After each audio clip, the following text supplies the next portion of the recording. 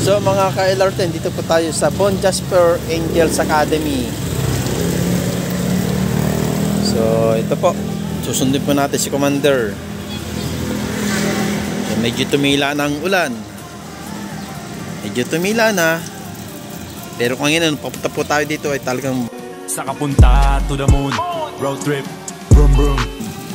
Sobrang buhos ang ulan, napakalakas. Halos zero visibility yung karsado yung lansangan. Po ngayon, ito po ngayon, basa.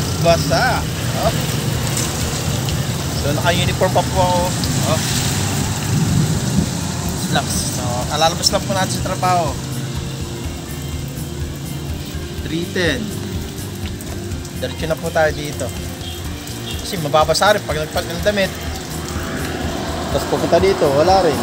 Doble lang yung magiging lapay. Kaya ito lang, diretso tayo dito. Kahit nilalamig na. Kahit nilalamig kasi talagang basang-basa yung slacks natin. Basang-basa yung slacks. Lamig. Marinig nyo, kukulog-kulog pa. Pero buti tila na kasi marami pang mga estudyante maglalabasan sa mga iba't ibang school. So, okay na po na tumila na rin. Pero yung iba, inaabot talaga nung labasan kanina. So, sana yung mga sapatos ng mga bagong bili hindi agad masira. Ano po? Sana matuyo agad. Nagpipasok pa sila bukas.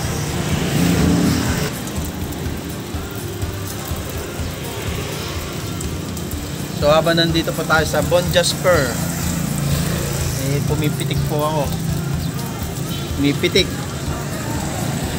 sa mga nakasingle, sa mga riders. So ingat po sa mga riders. Ingat po sa pagdadrive palagi. Lalo po sa ganitong panahon, sa ganitong panahon madulas yung kalsada. Kaya ingat po. Mayroon pong mag-semplang, talagang mapdi sa balat. Matagal na pagamutin. At mayroon pikilos yung may part na may sugat. Mayroon po pag nag-semplang. Buti semplang lang. Kung malala po sa semplang, so wag naman sana. Kaya ingat po. Ingat, doble ingat po. Mga gusto po makakita ng mga sa mga gustong makita ng mga pitik po, mga picture, paidalaw na lang po yung ating Facebook, Raymond Permejo Ligay. So papalo na lang po. Maraming salamat po. So mamaya pipitik ulit tayo. So ito habang nag-video tayo ngayon, pipitik na ako.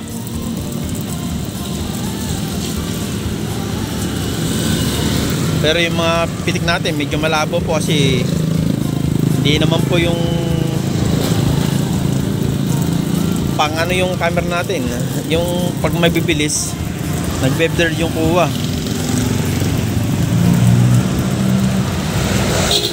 Hindi tulad ng mga talagang pumipitik sa Marilac, talagang mamahalin yung mga camera gamit nila. Dahil cellphone lang po ito.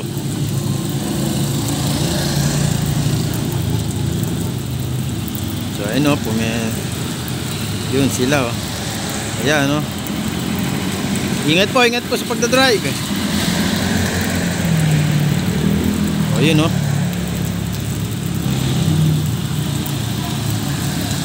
titingnan na lang po natin pag mamaya kakarap na lang natin para medyo mag-zoom sa pag-upload natin.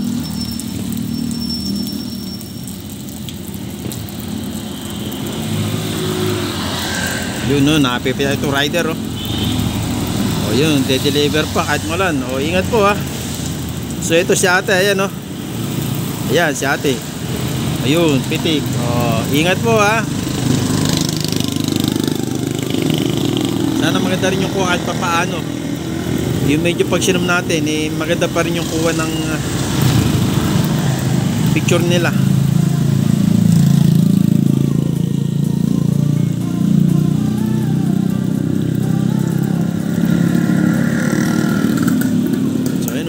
Foreigner, tsaka siyang Pilipino.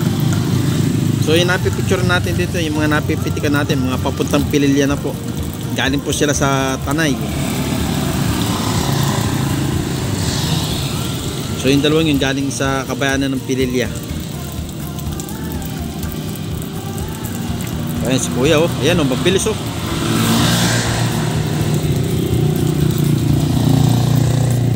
Bilis ni kuya. Talaga pag mga malalapad yung gulong, medyo okay pa kahit medyo basa-basa yung kalsada. Sa mga mapapet na gulong, medyo delikado po yung mga ganun takbo. Kaya ingat po. So ito, dalawa galing Tanay oh. Ayun, pitik oh. Ayan po. Yun. Ito yung tayo sa galing Pililya. Alam, naarang yung service natin. O, naarang. Dito na lang tayo. Ayan o. Yun. So, thank you for watching mga LRT. Ingat po sa lahat and God bless.